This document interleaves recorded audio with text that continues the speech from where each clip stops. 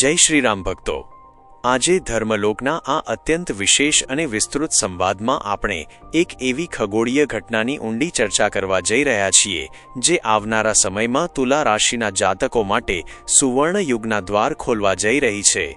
15 જાન્યુઆરી 2026 23 ફેબ્રુઆરી 2026 સુધીનો આ ગાળો ઇતિહાસના પાનાઓમાં તમારા માટે સફળતાના નવા પ્રકરણો લખશે। આ કોઈ સામાન્ય ગ્રહ પરિવર્તન નથી, પણ ગ્રહોના સેનાપતિ મંગળદેવનું પોતાની પરમ ઉચ્ચ રાશિ મકરમાં પધરામણ છે। શાસ્ત્રોમાં એક બહુ સુંદર અને પ્રેરણાદાયી પ્રસંગ છે કે જ્યારે મહાભારતના ભીષણ યુદ્ધની શરૂઆત થવાની હતી ત્યારે અર્જુન મનથી થોડા નબળા પડ્યા હતા। એ સમયે ભગવાન શ્રીકૃષ્ણએ અર્જુનના રથની ધજા પર સ્વયં પવનપુત્ર હનુમાનજીને બિરાજમાન કર્યા હતા। હનુમાનજીની હાજરીનો અર્થ જ એ હતો કે હવે આ રથને બ્રહ્માંડની કોઈ શક્તિ હરાવી શકશે નહીં। જે રથ પર હનુમાનજી બિરાજમાન હોય તે રથ અજેય બની જાય છે। બરાબર એવી જ રીતે હવે મંગળદેવ તમારી રાશિના રથ પર સવાર થઈને તમને જીવનના દરેક મેદાનમાં વિજય અપાવવા આવી રહ્યા છે। મંગળ એ ઉર્જા, સાહસ અને શક્તિનો ગ્રહ છે અને તુલા રાશિ માટે તો મંગળદેવ તમારા ધન ભાવના સ્વામી છે। એટલે કે તમારા ખજાનાની ચાવી હવે મંગળદેવના હાથમાં છે અને જ્યારે તે પોતે શક્તિશાળી બને ત્યારે તમારી આર્થિક તંગીના દિવસો પૂરા થાય છે। મંગળને જ્યોતિષમાં ભૂમિપુત્ર કહેવામાં આવે છે। પૃથ્વીના પુત્ર હોવાને કારણે જમીન, મકાન અને મિલકતના તમામ સુખો મંગળદેવની કૃપા વગર મળતા નથી। જો તમે લાંબા સમયથી પોતાનું ઘર બનાવવાનું સપનું જોતા હોવ, કોઈ જમીનનો સોદો અટવાયેલો હોય કે પ્રોપર્ટીને લીધે કોર્ટ કચેરીના ચક્કર કાપતા હોવ, તો આ 40 દિવસમાં તમને મોટો ઉકેલ મળશે। મંગળદેવ તમારા ચોથા ભાવમાં એટલે કે સુખના સ્થાનમાં બિરાજમાન થશે। ચોથો ભાવ એટલે આપણું ઘર, આપણું વાહન અને આપણી માતાનું સુખ। આ સ્થાને ઉચ્ચના મંગળ હોવાનો અર્થ છે કે તમારા ઘરમાં સુખ સુવિધાઓ અને વૈભવમાં જબરદસ્ત વધારો થશે। જો તમે નવું વાહન લેવાનું વિચારી રહ્યા છો તો આનાથી શ્રેષ્ઠ સમય બીજો કોઈ હોઈ શકે નહીં। મંગળદેવની દ્રષ્ટિ વિશે વાત કરીએ તો મંગળ પાસે 3 વિશેષ દ્રષ્ટિઓ છે જે તમારા જીવનના અલગ અલગ પાસાઓને પ્રભાવિત કરશે। તેમની પ્રથમ દ્રષ્ટિ તમારા સપ્તમ ભાવ એટલે કે વેપાર અને ભાગીદારી પર પડશે।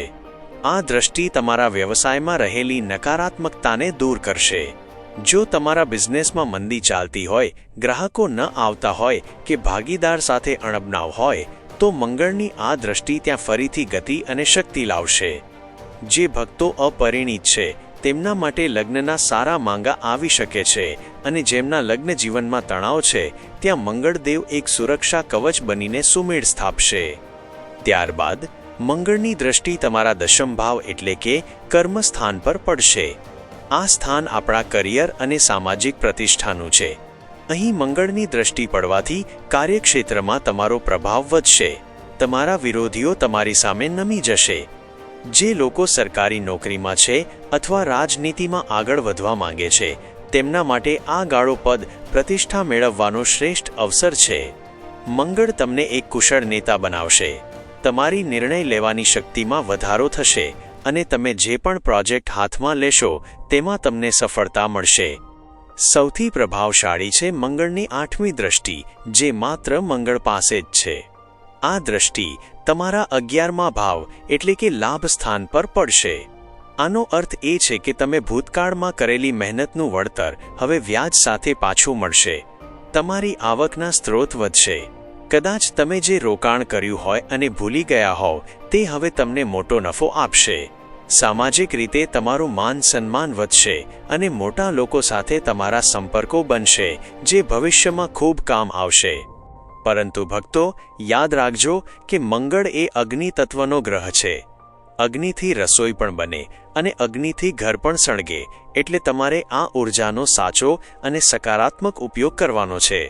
આ સમયમાં તમારો સ્વભાવ થોડો જિદ્દી કે ગુસ્સાવાળો બની શકે છે। નાની નાની વાતમાં ઉગ્ર થવાને બદલે શાંતિ રાખવી, નહીંતર બનેલા કામ બગડી શકે છે। તમારા શબ્દોમાં થોડી નરમાશ રાખજો, કારણ કે મંગળ ઉચ્ચનો હોય ત્યારે માણસ ઘણીવાર અહંકારી બની જતો હોય છે। ખાસ કરીને તમારા જીવનસાથી અને માતા સાથે પ્રેમથી વર્તવું, કારણ કે મંગળ ચોથા ભાવમાં હોવાથી પારિવારિક શાંતિને અસર કરી શકે છે। આ ભાગ્યશાળી સમયનો પૂર્ણ લાભ લેવા માટે ધર્મલોક તમને કેટલીક અચૂક ટિપ્સ અને ઉપાયો જણાવે છે જે તમારે આ સમય દરમિયાન કરવા જ જોઈએ. સૌથી પહેલાં તો દરરોજ સવારે તાંબાના પાત્રમાં પાણી ભરીને પીવાનું રાખવું. તાંબુ મંગળની ધાતુ છે અને તે તમારા શરીરમાં ઇલેક્ટ્રોમેગ્નેટિક બેલેન્સ જાળવી રાખશે, જે તમારા આત્મવિશ્વાસને વધારશે. તમારા ભોજનમાં ગોળનો ઉપયોગ વધારવો. ગોળ મંગળનો કારક છે અને તે તમારા લોહીને શુદ્ધ રાખશે અને મન શાંત રાખશે. દર મંગળવારે હનુમાનજીના મંદિરે જઈને તેમને સિંદૂર અને ચમેલીનું તેલ ચડાવવું. હનુમાનજીની ભક્તિ એ મંગળના અશુભ ફળને દૂર કરવાનો સૌથી શ્રેષ્ઠ રસ્તો છે. મંગળવારે હનુમાન ચાલીસા કે સુંદરકાંડના પાઠ કરવાથી જીવનના તમામ અવરોધો દૂર થાય છે. જો શક્ય હોય તો મંગળવારે લાલ રંગના વસ્ત્રો પહેરો અથવા લાલ રૂમાલ તમારી પાસે રાખો. આનાથી મંગળની સકારાત્મક ઉર્જા તમારી આસપાસ રહેશે. વાસ્તુશાસ્ત્ર મુજબ પણ એક ખાસ ટીપ યાદ રાખજો. તમારા ઘરની દક્ષિણ દિશા મંગળની દિશા છે. આ દિવસોમાં દક્ષિણ દિશામાં કોઈપણ જૂનો સામાન, લોખંડનો ભંગાર, કચરો કે બંધ પડેલી ઘડિયાળ ન રાખવી. ત્યાં બને તો લાલ રંગનો નાનો દીવો કે બલ્બ ચાલુ રાખવો, જેનાથી ઘરમાં સકારાત્મકતાનો પ્રવાહ અવિરત રહેશે. મંગળ ભાઈનો કારક છે, તેથી તમારા નાના ભાઈઓ સાથે સંબંધો સુધારજો.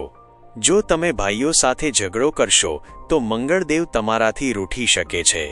મંગળવારના દિવસે રક્તદાન કરવું એ મહાદાન ગણાય છે, જે તમારા પર આવનારી મોટી મુસીબતો કે અકસ્માતનો ભય ટાળી શકે છે. આ સમય તુલા રાશિના લોકો માટે વરદાન સમાન છે. તમે જે સપનાઓ જોયા હતા તેને પૂરા કરવાનો આ સમય છે. હિંમત હાર્યા વગર આગળ વધજો, કારણ કે નસીબ ત્યારે જ સાથ આપે છે જ્યારે તમે પોતે હિંમત બતાવો છો. 15 જાન્યુઆરીથી શરૂ થતી આ સફર તમને 2026ના વર્ષના સૌથી સફળ વ્યક્તિ બનાવી શકે છે. શ્રદ્ધા રાખજો કે જે રથની ધજા પર હનુમાનજી હોય તે રથને પરાજયનો ડર ક્યારેય હોતો નથી. ભક્તો, જો તમને આજની આ વિશેષ જાણકારી અને ધર્મલોકનો આ પ્રયાસ ગમ્યો હોય તો વિડીયોને લાઇક જરૂર કરજો અને તમારી રાશિના બીજા મિત્રો સાથે આ વિડીયો શેર કરવાનું ભૂલતા નહીં, જેથી તેઓ પણ આ મંગળ ગોચરનો લાભ લઈ શકે. તમારી રાશિ કઈ છે અને તમે કયા શહેરથી આ વિડીયો જોઈ રહ્યા છો તે અમને કોમેન્ટમાં જરૂર જણાવજો.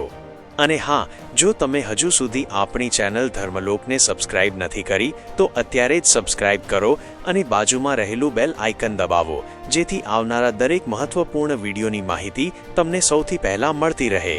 ભગવાન હનુમાનજી અને મંગળદેવ આપ સૌનું કલ્યાણ કરે. ફરી મળીશું એક નવા વિડીયો સાથે. ત્યાં સુધી પ્રેમથી બોલતા રહો. જય શ્રી રામ.